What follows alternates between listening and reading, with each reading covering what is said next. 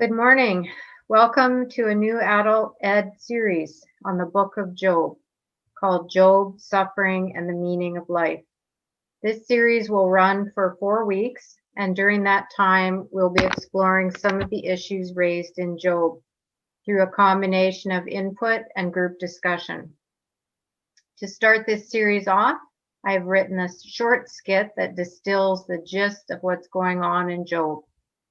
Our cast of actors is made up mostly of our talented youth, with some of our equally talented adults making up the rest of the cast.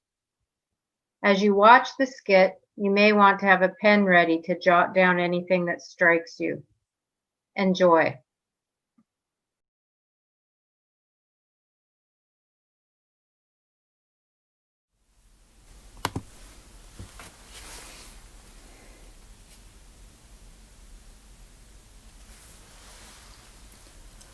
Once there was a man named Job, who lived in the land of Uz. He worshipped God and was faithful to him.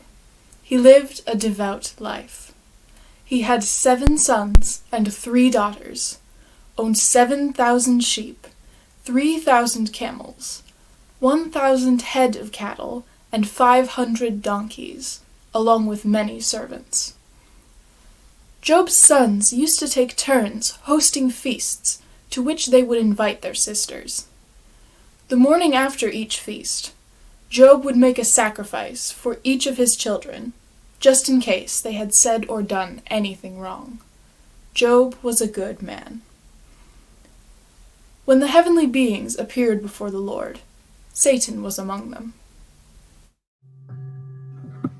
What have you been doing? Oh, roaming here and there on the earth. Did you notice my servant Job? No one is more devout. He worships me with a sincere heart and is careful not to do anything bad. Would Job worship you, though, if he got nothing out of it? You've always protected him and his property. What would happen if you took that all away? He would curse you to your face. All right, he's in your power. Do what you will, but leave Job himself alone. So Satan left. Then it hit the fan.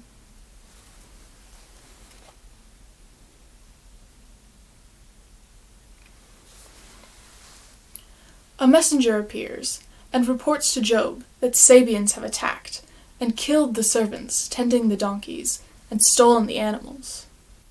I am the only one who escaped alive. While he was still speaking, another servant appeared. Lightning struck the sheep and the shepherds and killed them all. I am the only one who escaped to tell you. Before he had finished speaking, another servant came and reported. A band of Chaldean raiders attacked us, took away the camels, and killed all of your servants except me. Then, your children were having a feast at your oldest son's home, and a storm came through from the desert. It blew down the house and killed them all. Only I escaped. Then Job tore his clothes, shaved his head, and threw himself down on the ground. The Lord gives, and the Lord takes away. May God be praised. In spite of everything that had happened, Job still kept his faith in God.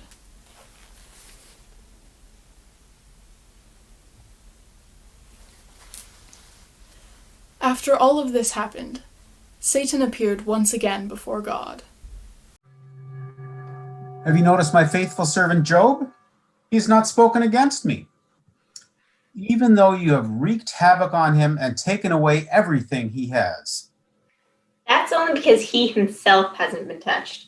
Let's make this bet mean something. If you strike his body, then just wait. He will curse you. Okay, you're on.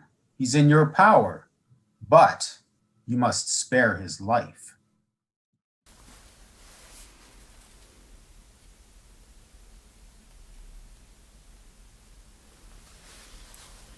So Satan left God's presence and struck Job with sores all over his body.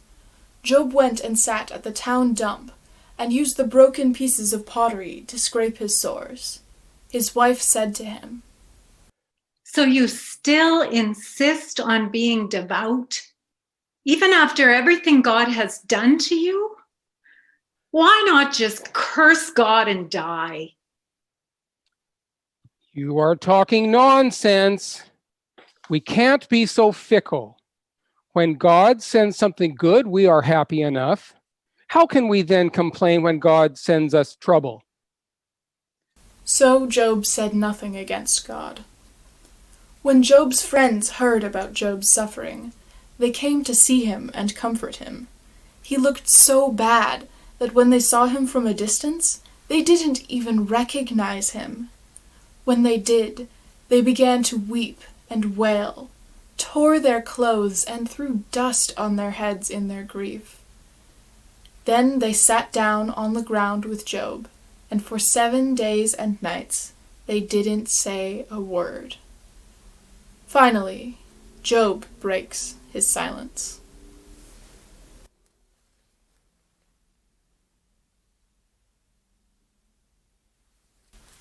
Let the day I was born and the night I was conceived be cursed and cloaked in darkness.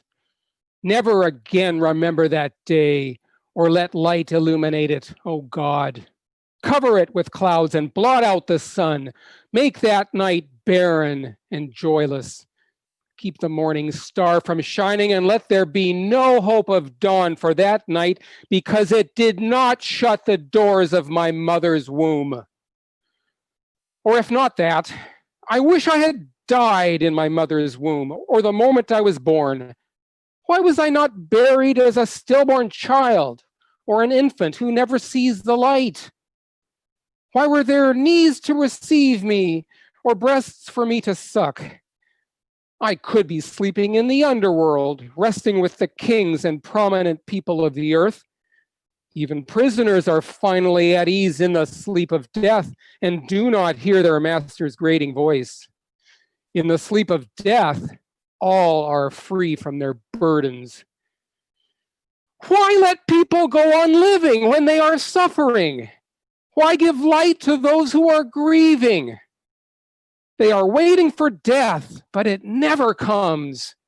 They rejoice and are glad when they find a grave. They will not be happy until they are dead. Why doesn't God just strike me down now and be done with it? If God would just do that, I would jump for joy, no matter how much pain I was in.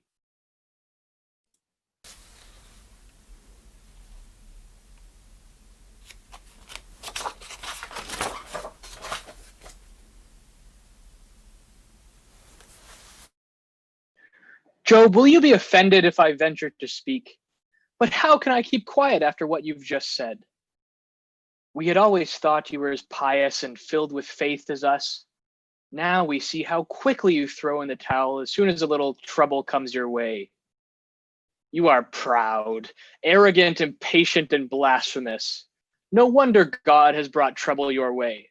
It just goes to prove that you can fool other human beings, but you can't fool God. God knows who is a saint and who is a sinner. Since you have lived a blameless life and have worshipped God, you have nothing to worry about. Think now, has any innocent person ever died prematurely? Has any really good person ever been cut off from God? Can you think of a single case? On the other hand, I have seen lots of bad people reap what they sow. When they plot and carry out evil, God comes and wipes them out. They starve to death, and their children are scattered. I have seen fools living seemingly secure lives, but suddenly God curses them, and they and their children die. They are crushed like bugs, and there is no one to help them. Let's face it, human beings are born to trouble just as surely as sparks fly upward. You might be alive in the morning and dead by evening, and who even notices? It is a pointless waste of time to present your situation. If it was me, I would seek out God and see what God says. God redeems people from trouble and brings peace. If you do that, you will be safe and everything will work out. Your descendants will be as numerous as the blades of grass, and you will die a happy and satisfied man at a ripe old age. We know this is true because we have learned all of this from long study.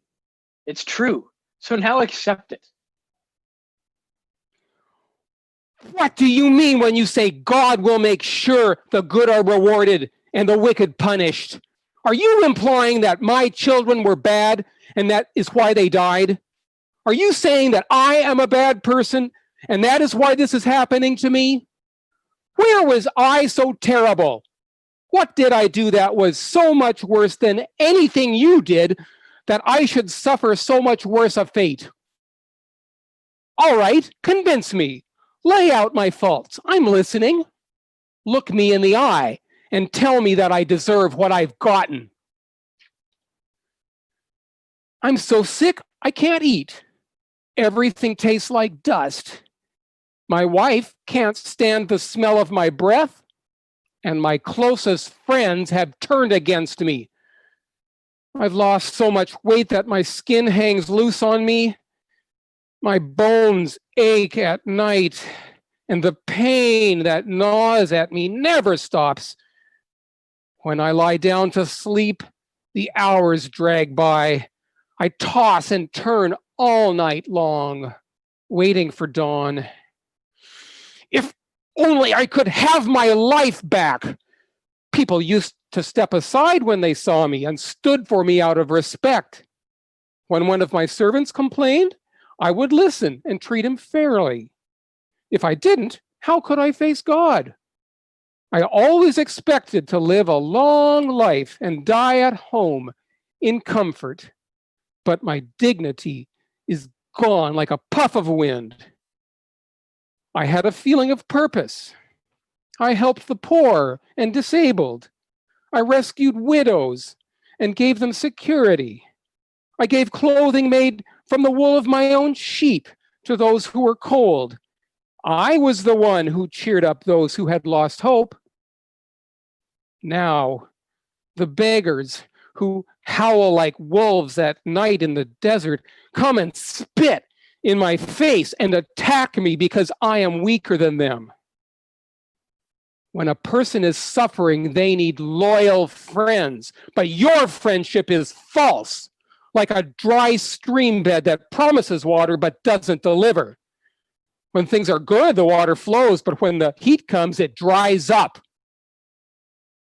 Why don't you address the despair I'm feeling? Oh, remember, God, that a person's life is like breath or a cloud passing by. It fades away, and that person never comes back. They are forgotten by all who knew them. Even a tree has some hope of regrowth when it has been cut down, but when a human being dies, that is the end. They will never come back from the dead. Up until now, you gave my life and sustained me, God. But now I see that all that time, you were secretly planning to harm me. The second I slip up, you are waiting with the noose. But when I do something right, I get no credit.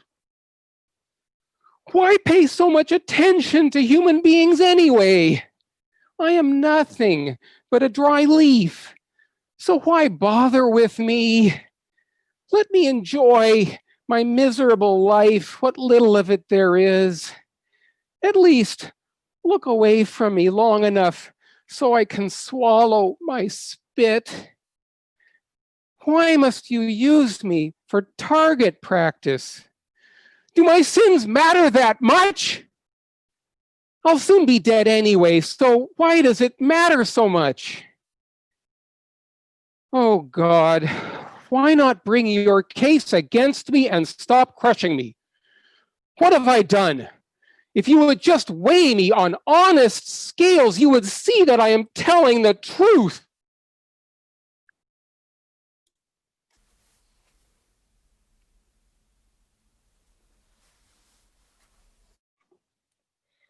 Okay, if you finished your long-winded diatribe, maybe I could get a word in? You can't expect God to tell you what you're being punished for. What do you want? An itemized report of every time you told a lie or ignored a beggar?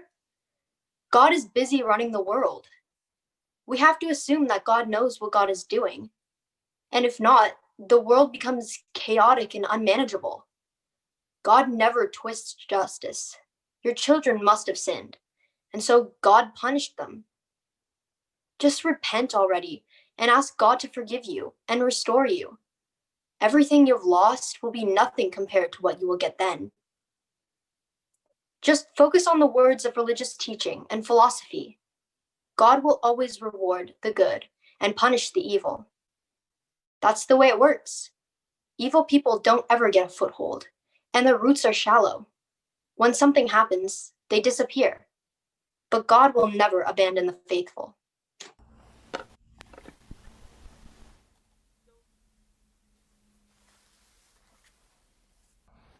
Okay, who is going to stop this ridiculousness? Talking more doesn't make you right. Do you think your words are so clever, Job, that they will render us speechless? I wish God would answer you. There are some things too deep for humans to understand, and you claim to know so much. God is punishing you less than what you deserve. You don't know anything about God's greatness or power. Stupid people will grow brains when pigs can fly. Purge yourself of evil and then come back to God, and your troubles will disappear. An evil person cannot stay happy for long. Eventually their sin will come back to bite them in the butt. God will punish them. God will shoot them with an arrow that goes right through their body, its shiny point dripping with their blood. Everything they have worked for is destroyed. Heaven reveals their sin, and the earth testifies against them. This is the fate God assigns to wicked people.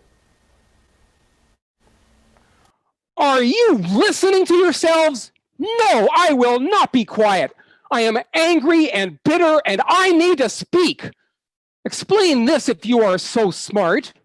Why are so many cruel and dishonest people doing so well, while someone like me, who has tried very hard all my life to be good, suffers?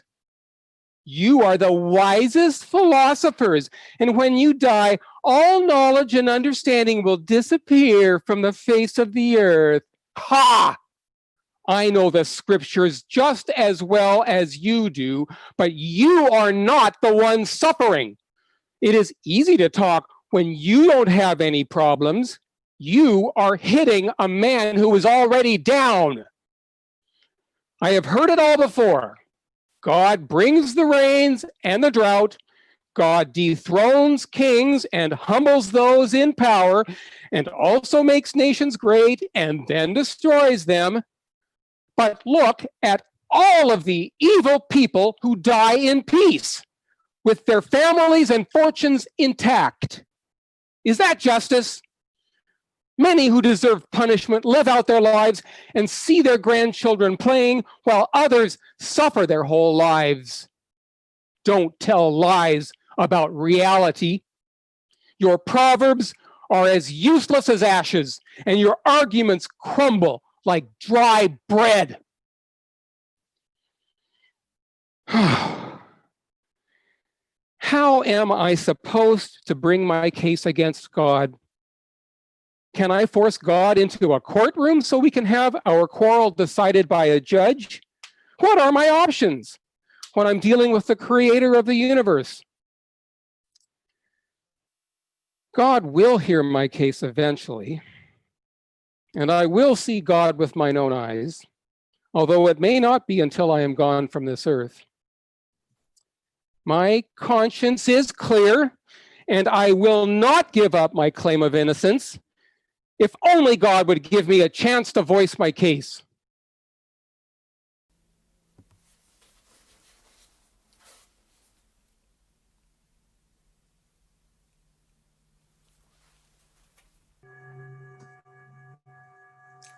Who are you to challenge my wisdom with your ignorant and empty words? Stand up like a man and answer the questions I ask of you. Were you there when I made the world? If you know so much, tell me about it. Who decided how large the world would be? Who stretched the measuring line over it? What holds up the pillars to support the earth? In the dawn of the day of creation, the stars sang together and the heavenly beings shouted for joy. Were you there? You must have been, since you were so old and you were there when the world was created. Who closed the gates to hold back the sea when it burst forth from the womb of the earth? It was I who did this. I marked a boundary for the sea and kept it bolted. I told it, so far and no further. Job, have you ever commanded day to dawn? Have you visited the place where the sun rises? Do you know where light comes from, or the source of darkness? Can you control them? Can you guide the stars and direct the great and little bear in the night skies? Have you journeyed to the springs in the depths of the sea, or walked on the floor of the ocean? Have you visited the world of the dead? Do you know the expansiveness of the earth? What about the ostrich? Do you know how fast she can run? When she gets going, she just laughs as she passes the horse and the rider. Can you catch the sea monster Leviathan with a fish hook, or put a rope through his snout or a hook through his jaws? Will he beg you to let him go? Will you tie him up like a pet bird, like something to amuse your servant girls? No. Touch him once and you will never try it again. Job, you have challenged the Almighty. Will you concede or will you answer?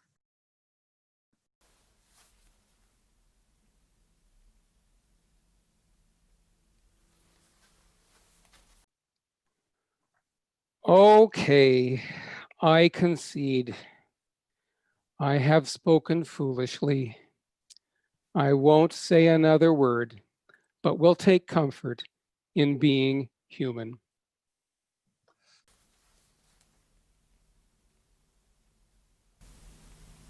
I am angry with you and your two friends because you did not speak the truth about me as my servant Job did.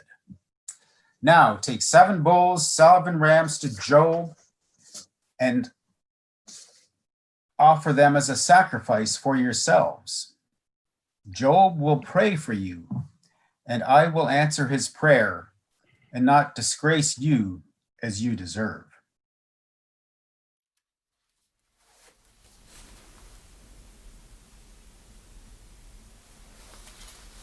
This they did.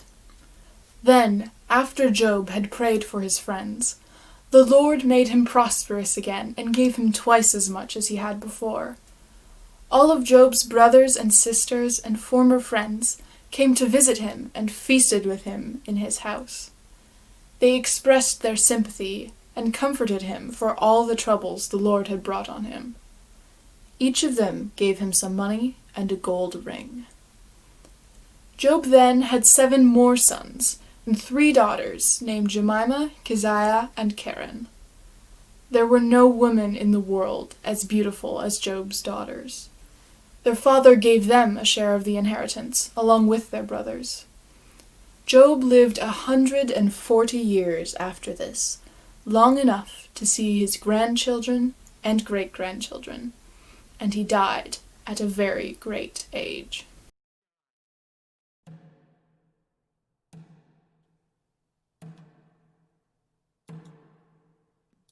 Thank you very much to the cast of the play. That was wonderful. And we hope that many of you can join us for the class following the service. You'll need to go to the Zoom link, which is on the info sheet to do that.